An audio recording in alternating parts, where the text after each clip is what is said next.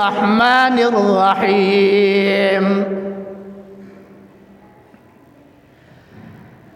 يا أيها الذين آمنوا إذا قيل لكم تفسحوا في المجالس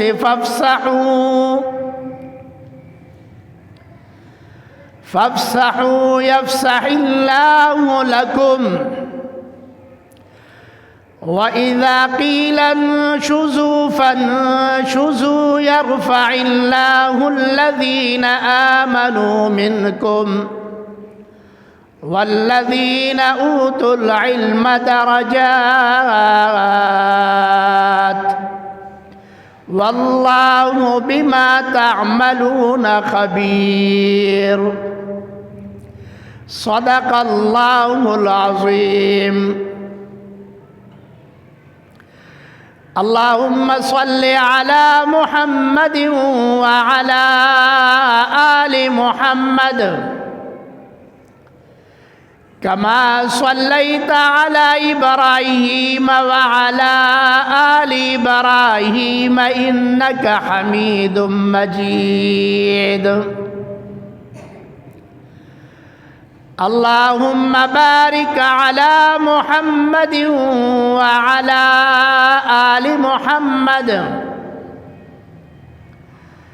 كما باركت على إبراهيم وعلى آل إبراهيم إنك حميد مجيد.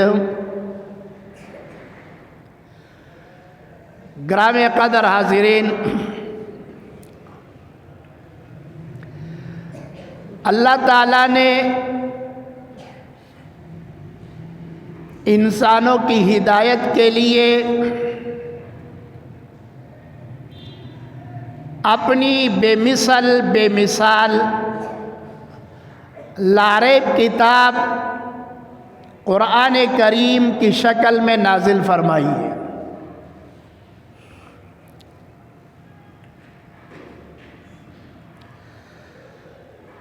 قرآن کریم تمام انسانوں کے لیے نسخہ کیمیا ہے.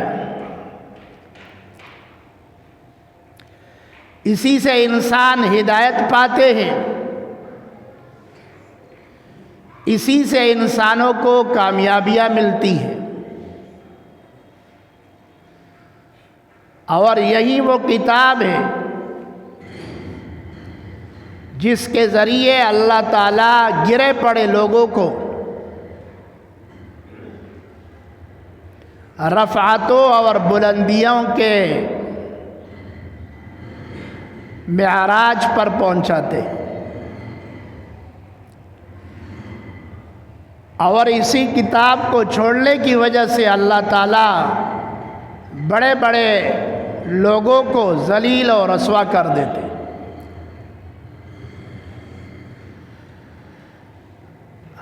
قرآن کریم کے اندر زندگی گزارنے کے اللہ تعالیٰ نے قواعد اور احکام بیان کیے. دنیا کا قانون وہ دنیا کے انسان بناتے ہیں اپنی عقل بساط کے مطابق.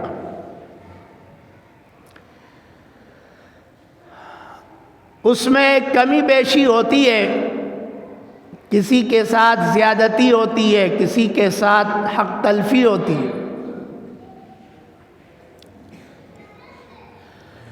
لیکن دنیا کے قانون کا لوگ احترام کرتے ہیں، ملک کے قانون کا، ادارے کے قانون کا. تو جو قانون اللہ نے بنایا ہو اور اس کو قیامت تک کے انسانوں کے لیے بنایا ہو،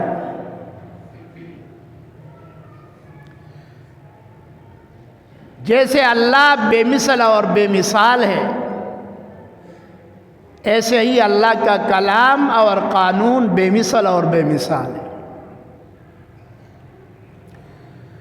آج بھی دنیا قرآن کو پڑھ کر اور قرآن میں غور و فکر کر کے مسلمان ہو رہی ہے.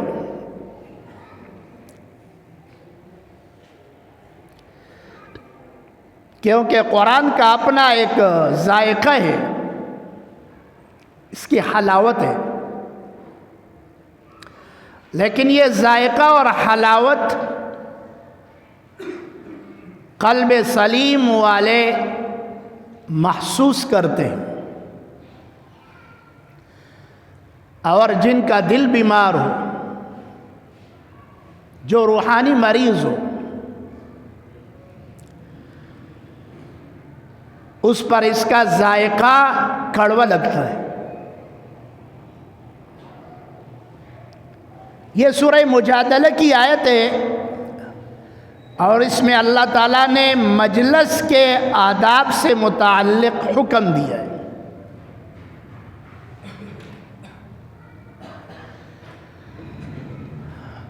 اللہ فرماتے یا ایھا الذین آمنوا، اے ایمان والو. یہ حکم خاص ہے ایمان والوں کو. اذا قیل لکم تفسحوا فی المجالس، جب تمہیں حکم دیا جائے مجلسوں میں کوشادگی کا، فافسحوا، تو اپنی مجالس میں کوشادگی پیدا کرو، وسعت پیدا کرو. یفسح اللہ لکم، اللہ تعالیٰ تمہارے لیے کوشادگی پیدا کر دے گا. وَإِذَا قِيلَ انشُزُوا فَانشُزُوا، اور جب تمہیں حکم دیا جائے کہ مجلس سے اٹھ جائیے، کھڑے ہو جائیے، فَانشُزُوا، تو امیر کی اطاعت کیجئے، امیر کا حکم مانے. جو بڑا ہے آپ کو حکم دے رہا ہے، آپ اٹھ جائیے. دو باتیں بیان کی. اپنی مجالس میں وسعت پیدا کرو، مطلب یہ ہے کہ اگر آپ مجلس میں بیٹھے ہیں اور کوئی باہر سے آ جائے اور وہ آپ کی مجلس میں شریک ہو رہا ہے، اور مجلس کا سربراہ، حاکم، امیر، قاضی، جو بھی ہو، خطاب صحابہ کرام کو ہے، اور اس زمانے میں آپ علیہ السلام کی قیادت میں مجلس منعقد ہوتی تھی. یعنی صحابہ کرام سے اللہ فرماتے ہیں کہ جب تم مجلس میں بیٹھے ہو اور آپ علیہ الصلاۃ والسلام تمہیں مجلس میں وسعت کا کہہ دے، کوشادگی کا کہہ دے، تو کوشادگی پیدا کرو. باہر سے کوئی آ گیا تو اس کے لیے جگہ بناؤ. یفسح اللہ لکم، اللہ تمہارے لیے جگہ بنائے گا. اب دیکھو قرآن نازل ہوا اس زمانے میں صحابہ کرام تھے، نازل ہوا محمد الرسول اللہ صلی اللہ علیہ وسلم پہ. اب اللہ تعالیٰ نے یہ نہیں فرمایا کہ اے ایمان والو، جب تم سے رسول اللہ صلی اللہ علیہ وسلم کہے کہ مجلس میں وسعت پیدا کرو، اذا قال الرسول بکم، ایسا نہیں فرمایا، بلکہ فرمایا اذا قیل لکم، جب تمہیں کہا جائے. یہ نہیں بتایا کہ کہنے والا کون ہے، اب اگر اللہ ایسا فرماتے اذا قال الرسول بکم، تو یہ خاص ہو جاتا آپ علیہ السلام کے زمانے کے ساتھ کہ یہ تو آپ علیہ السلام اور صحابہ کو حکم ہے۔ اللہ نے فرمایا اذا قیل لکم، جب تمہیں کہا جائے، تو قیل مجہول لایا گیا، یعنی قیامت تک کے لیے حکم عام ہے۔ لکم میں قیامت تک کے لیے مسلمان شامل ہے، اور آمنو میں بھی شامل ہے۔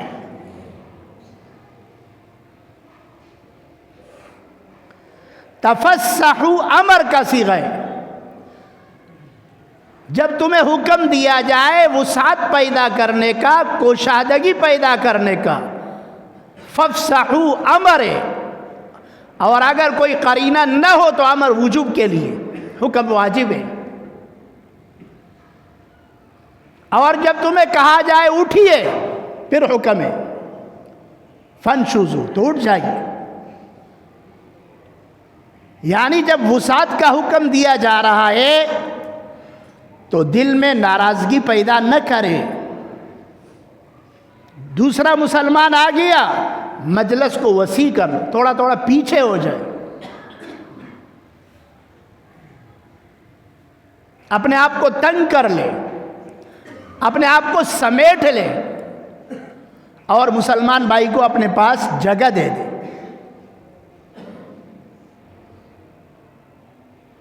اب یہ ایک حکم ہے، اور اس حکم کا تعلق آداب مجلس کے ساتھ ہے۔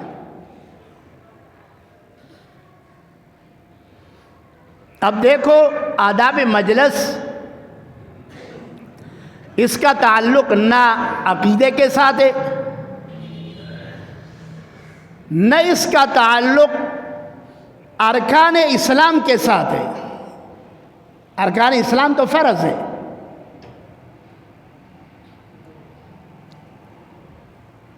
اس کا تعلق مستحبات کے ساتھ ہے، آداب کے ساتھ ہے۔ ایک حکم جو نہ عقیدے سے متعلق ہے، نہ فرض عمل سے متعلق ہے، آداب سے متعلق ہے، اور اس میں اللہ تعالیٰ اتنی تاکیدات کر کے بیان کرتے ہیں، تاکیدات کے ساتھ، اور پھر اس پر نتیجہ بھی مرتب کرتے ہیں۔ یرفع اللہ الذین آمنوا منکم والذین اوتوا العلم درجات،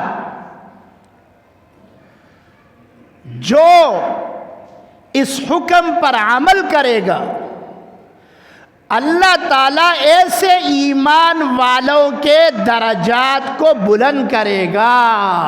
یہ نتیجہ ہے۔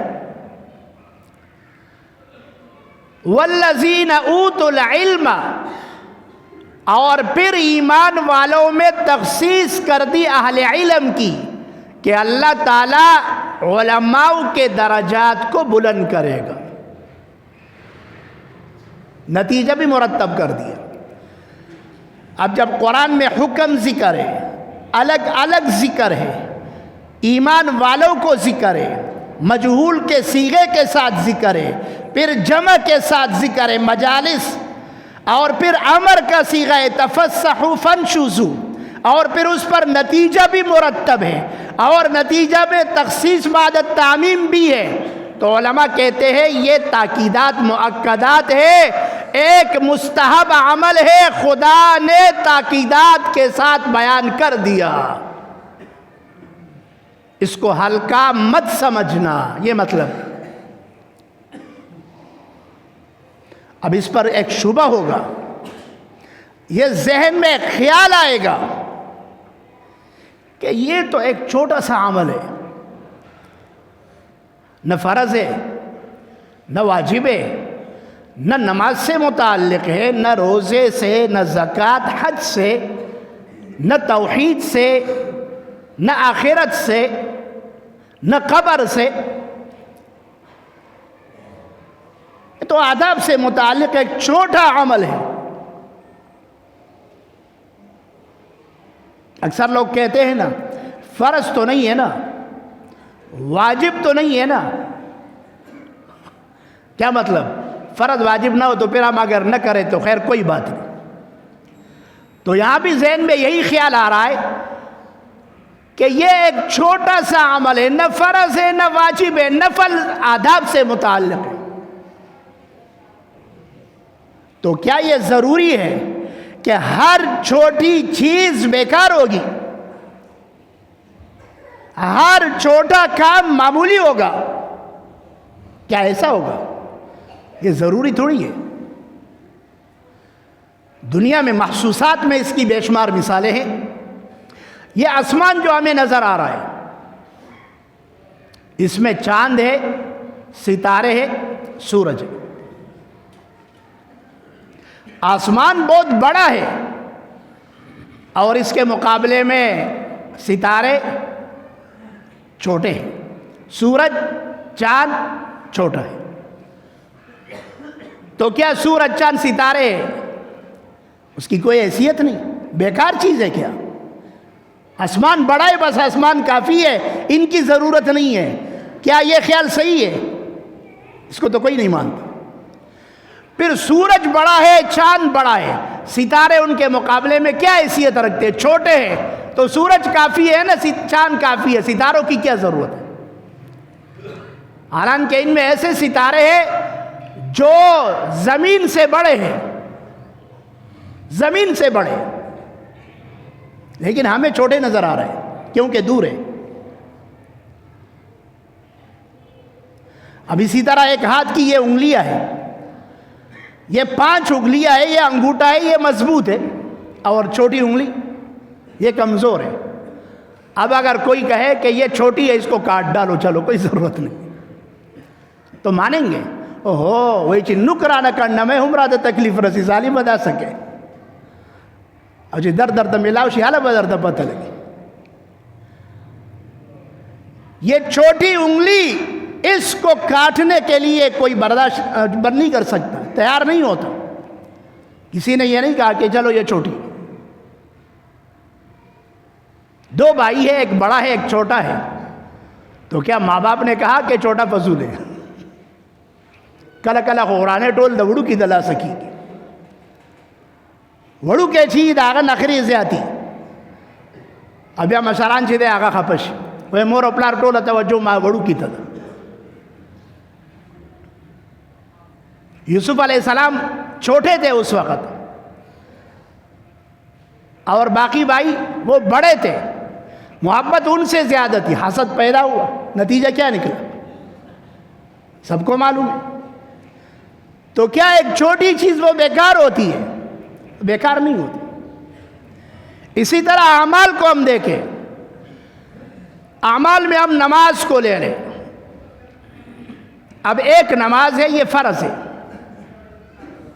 لیکن نماز کا جو ڈھانچہ ہے اس میں مختلف چیزیں ہیں. اس میں تکبیر تحریمہ ہے، وہ فرض ہے. کھڑا ہونا فرض ہے، تلاوت کرنا یہ فرض ہے، رکوع سجدہ فرض ہے، یہ لازمی چیز ہے. ان کے بغیر نماز نہیں ہوتی. کچھ واجبات ہے، سورت ملانا واجب ہے، الحمد کو پہلے پڑھنا واجب ہے، سلام کے ساتھ جو ہے لفظ سلام سے نماز سے نکلنا واجب ہے، تشہد پڑھنا واجب ہے، پہلا قاعدہ واجب ہے.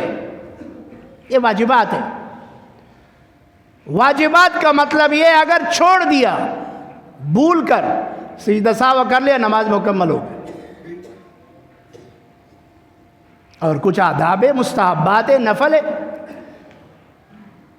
سبحانک اللہم پڑھنا، تسبیح سبحان ربی العظیم رکوع میں، سجدے میں سبحان ربی الاعلیٰ 3 مرتبہ پڑھنا، یہ مستحبات ہے. اگر آپ نے 1 مرتبہ پڑھ لیا کافی ہے. اگر آپ نے سر سجدے میں لگا دیا 1 مرتبہ بھی نہیں پڑھا پھر بھی نماز ہو جاتی ہے. اب ایک ہی نماز ہے، اس میں مختلف چیزیں، کچھ فرض ہے، کچھ واجب ہے، کچھ مستحب ہے، کچھ نفل ہے. ہر ایک کا اپنا اپنا ایک مقام ہے. آپ ایسا نہیں کر سکتے کہ چلو یہ فرض میں لے لیتا ہوں، یہ ضروری ہے، بڑھیا عمل ہے، اور باقی چھوٹے چھوٹے اس کو چھوڑ دیتا ہوں. یہ جو چھوٹے اعمال ہمیں نظر آ رہے ہیں، بڑے اعمال میں نورانیت وہ چھوٹے اعمال سے پیدا ہوتی ہے.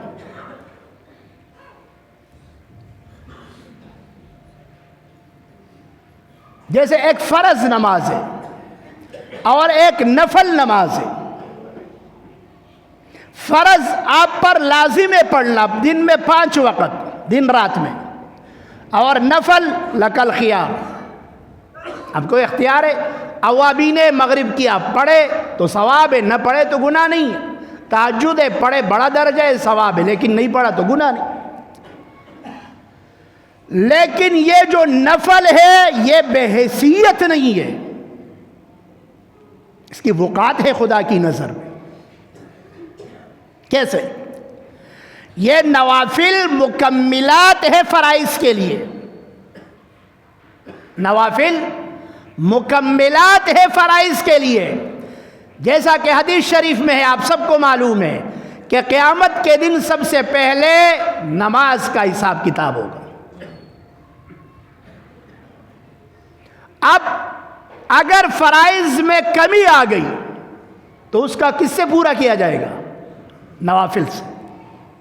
اس کا مطلب یہ ہوا کہ نوافل عبث نہیں ہے، چھوٹا عمل ہے فرض کے مقابلے میں، لیکن بے حیثیت نہیں ہے، ضائع نہیں ہے، نظر انداز نہیں کر سکتے. کل قیامت میں آپ کو ضرورت پڑے گی.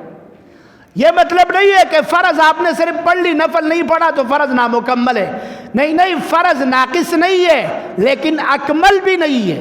اکمل بہت کامل، کیونکہ کل قیامت میں آپ کو نوافل کی ضرورت پڑ سکتی ہے.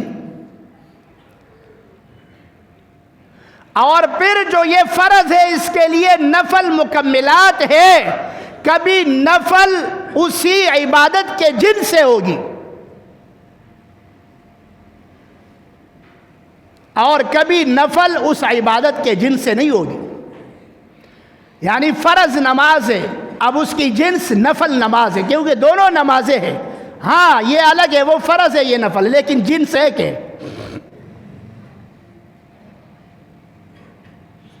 لیکن کبھی ایسا ہوگا کہ وہ نفل اس عبادت کے جن سے نہیں ہوگا، لیکن اس سے اس کی تکمیم ہوگی، اس میں اس سے نورانیت آئے گی. کیسے؟ آپ نماز کے لیے آ رہے ہیں اور آپ آئے مسجد میں، بیٹھ گئے. اب کوئی ایسا آدمی آیا مسجد میں آپ سے مل رہا ہے جو آپ کو پسند نہیں ہے، یا اس کا چہرہ اچھا نہیں، آپ کو اچھا نہیں لگتا. وہ آیا آپ سے ملاقات کی، السلام علیکم. آپ اٹھے، ان کو گلے سے لگایا، معانقہ کیا، مصافحہ کیا، علیک سلیک کی، تپوستے والاؤں کو بیا کے ناستے. اب آپ کا دل نہیں تھا، لیکن آپ اس لیے اس کے ساتھ ملے کیونکہ یہ آپ کا مسلمان بھائی ہے، اور مسلمان بھائی کے اکرام کے لیے آپ سے اس سے ملے، تو اس سے آپ کے دل میں عاجزی آ گئی. اب جب عاجزی آ گئی، اب جب آپ نماز کے لیے اٹھیں گے تو اب یہ نماز آپ کی الگ نماز ہوگی. اس میں اس عاجزی والے عمل سے جو آپ ایک مسلمان سے ملے جس سے آپ کا دل نہیں چاہ رہا تھا، آپ نے اس انا کو توڑ دیا، اس تکبر کو آپ نے ریزہ ریزہ کر دیا، اور اس کی جگہ پر عاجزی پیدا ہو گئی. اس عاجزی کی وجہ سے آپ کی نماز میں نورانیت آئے گی. جیسے آپ کا ایک نوکر ہے اور آپ نے اپنے نوکر کو بلایا، وہ عام حالت میں بھاگ کر آیا، جی سر، حضرت، حضور، کیا خدمت ہے. اب اس کی نیاز مندی، اس کی عاجزی وہ بالکل واضح ہوگی. اس کا ایک اثر ہوگا، وہ اچھے طریقے سے آپ سے پیش آئے گا. اور دوسرے وقت آپ نے اسی نوکر کو بلایا اور نوکر کی کسی سے لڑائی ہوئی، تو میں ہو گئی، وہ غصے میں ہے اور آپ نے پکارا، وہ غصے کی حالت میں، آپ کا نوکر ہے، بات کیا ہے؟ جی حضور. اب وہ آپ کی بات مانے گا، آپ کے سامنے پیش ہوگا، لیکن اس کا انداز، اس کا اطوار، اس کا بولنا، اس کا دیکھنا وہ الگ نظر آئے گا آپ کو. اگرچہ وہ آپ پر غصہ نہیں کرے گا، چلائے گا نہیں، لیکن اس کے چہرے سے آپ کو اس کے احساسات کا اندازہ ہوگا کہ یہ آدمی بدلا ہوا ہے. تو اسی طرح نیک اعمال کو کھینچتے ہیں، برے اعمال برے کو کھینچتے ہیں. اگر آپ یہ خیال کرتے ہیں کہ یہ چھوٹا عمل ہے، چلو چھوڑ دو، کوئی بات نہیں، تو جو نفل کو چھوڑ لیتا ہے وہ ایک مرتبہ پھر سنتوں کو چھوڑنے لگتا ہے. آپ نے اوابین چھوڑ دی، آپ نے تہجد چھوڑ دی، آپ نے اشراق چھوڑ دی، آپ نے صبح کی نماز کے بعد سورۃ یاسین کی تلاوت چھوڑ دی، تو ایک وقت ایسا آئے گا کہ آپ سنتوں کو چھوڑ دیں گے. زور کی نماز کے لیے آپ آئے، آپ نے وضو بنایا، نفل کے آپ عادی نہیں ہے، تو شیطان آپ کو وسوسہ ڈالے گا، سنت ہے کوئی ضروری تھوڑی ہے. آپ سنتوں کو چھوڑ دیں گے، صرف فرض پڑھیں گے، شیطان وسوسہ ڈالے گا نا، ضروری چیز تو آپ پڑھ لیں، وہ فرض ہے، سنت کی کیا ضرورت ہے.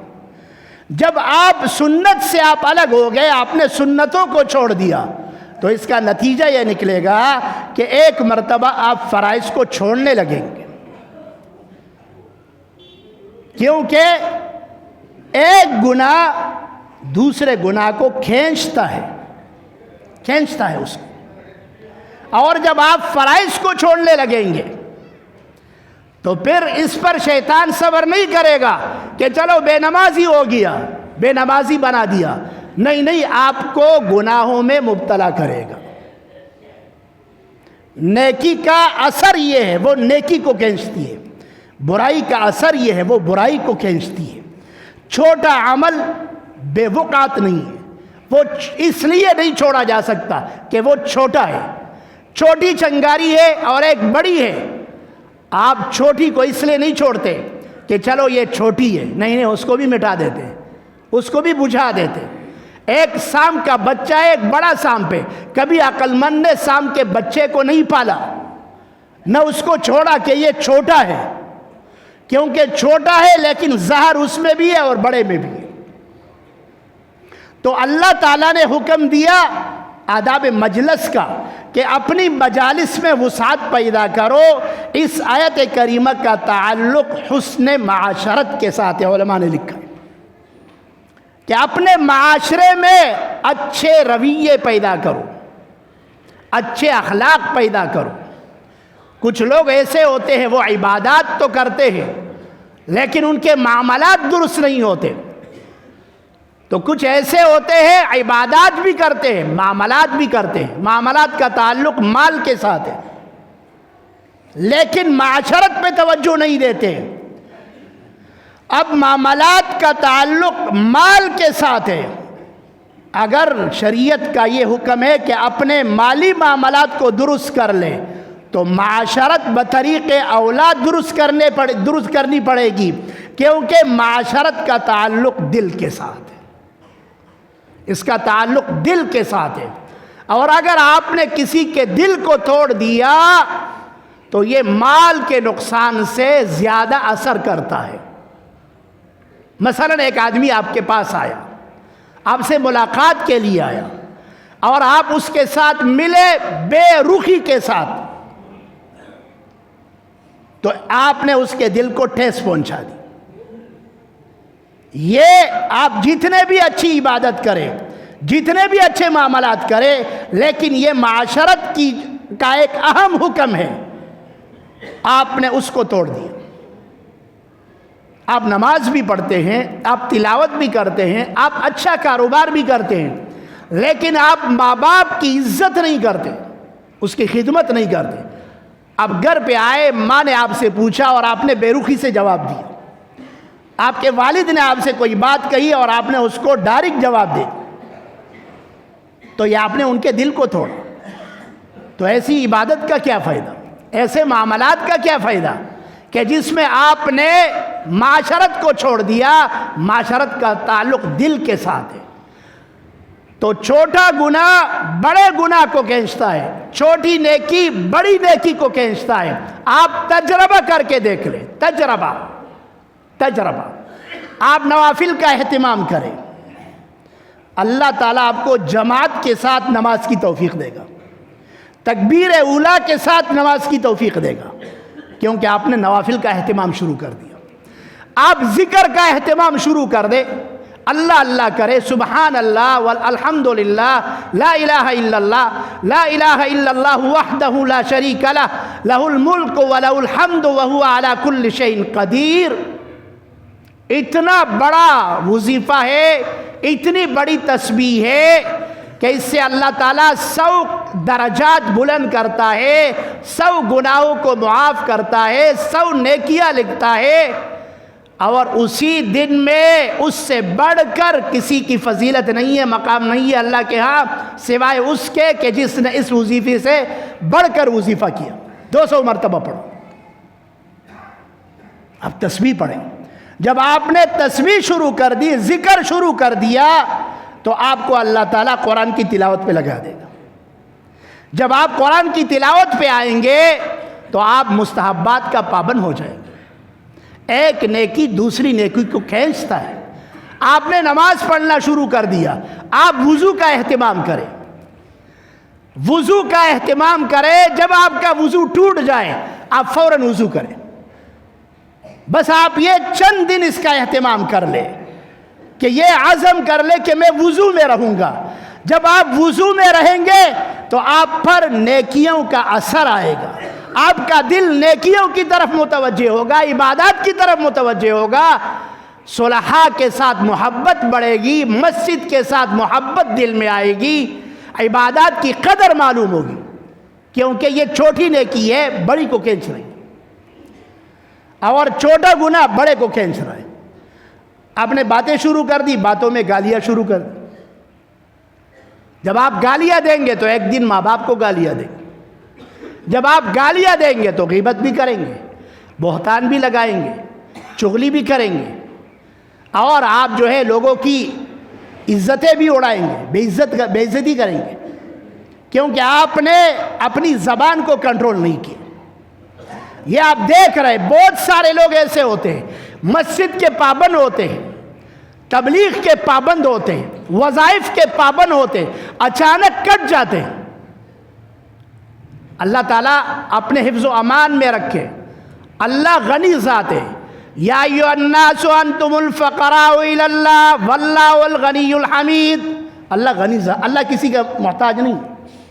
اللہ چاہے ایک فاسق فاجر عورت کو اس لیے بخش لیتا ہے کہ اس نے ایک پیاسے کتے کو پانی پلا دیا کنویں سے، اور اگر اللہ چاہے تو ایک عورت کو اس لیے جہنم میں ڈالا کہ اس نے ایک بلی کو پالا، بند کیا، نہ کھلایا پلایا نہ چھوڑا، مر گئی، اللہ نے جہنم میں ڈال دیا۔ اللہ بے پرواہ ہے۔ بلعام باعورا بنی اسرائیل میں بڑا عابد تھا، مستجاب الدعوات تھا، لیکن اللہ بے پرواہ ہے۔ اللہ کو کسی کے نہ عبادت کی ضرورت ہے، نہ عمل کی ضرورت ہے، نہ علم کی ضرورت ہے۔ جب گرانے پہ آیا اللہ نے ایسا گرا دیا، قرآن میں ذکر کیا فَمَثَلُهُ كَمَثَلِ الْكَلْبِ، اس کی مثال کتے کی طرح ہے۔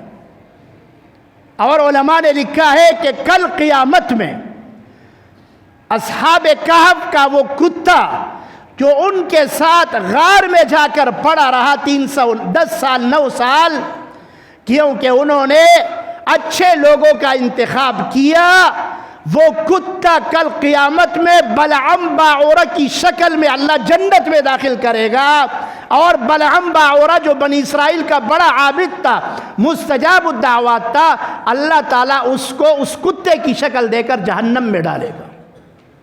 اللہ غنی ذات ہے، اللہ کو کسی کی ضرورت نہیں ہے۔ تو یہ جو انسان کرتا ہے یہ اس لیے کہ یہ چھوٹے عمل کو معمولی حیثیت دیتا ہے.